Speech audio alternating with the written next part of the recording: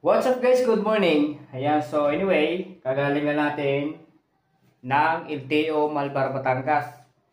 Dahil magre-renew sana tayo ng license, ang problema ay need pa natin ng 32 days bago tayo isyuhan ng professional ng pro license.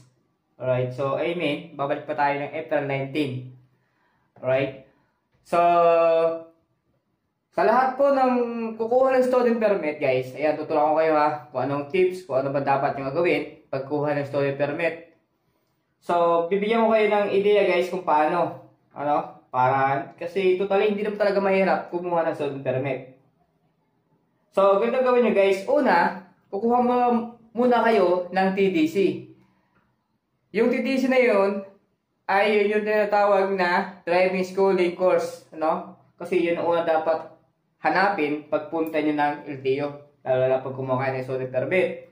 So yun una dapat yung kunin, guys, TDC.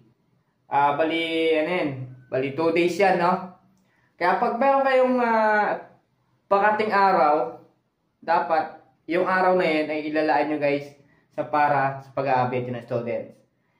And then pag nakakuha na kayo student permit, guys, student permit ng TDC, yung tinatawag na school driving, maaari na kayo pumunta sa LTO. Alright? So, then, pagdating sa LTO, guys, kumuha muna kayo ng medical. Ayan. So, yun ang unang hahanapin doon, medicals.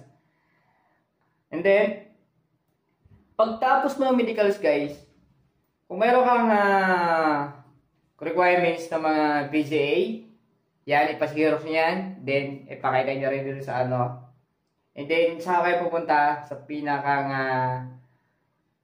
release ng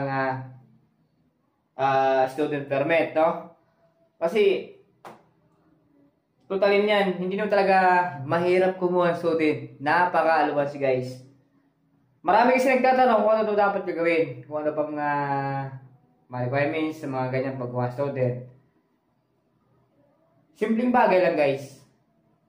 Una, TDC. For 2 days. 2 days yan. And then, pag meron ka ng TDC, siyempre bibigyan ka ng certificate. Na katunayan na ikaw ay nag-exam ng TDC for schooling driving courses. And then, pangalawa, pag nandun naman sa LTO, yun na, sinasabi sa'yo kanina, in medical. And then, magdala din kayo ng PCA, and then, mga valid IDs, kung ano may mga IDs na anong mayroon sa inyo. And then, ang gagawin nyo dun, guys, sa inyong papasiros nyo lang yun, lahat papasiros nyo. And then, pagdating nyo dun sa hindi, ito na nga, pipila kayo dun. Tapos, meron daw isang form na pinapilapan sa'yo. So, after nun, ayan, napakadali. Kung meron kang kung meron kang 2.5, yan, yung 2.5 mo, guys, malaki pang sukuli mo dun. Malaki pang may balik sa'yo ang pera. Kaya sa mga nagbabalak kumuha ng student permit, maaari na po kayo mag-comment dyan sa ating comment section, dyan sa baba, kung ano bang mga dapat natin gawin. So, yun, guys, ano pa simulan nyo? Mag-comment din kayo. And then, yan, sa next vlog po natin, ituturo ko po sa inyo yung about sa mga pagre-renew ng license. Alright? Bye-bye. Peace out. Cheers!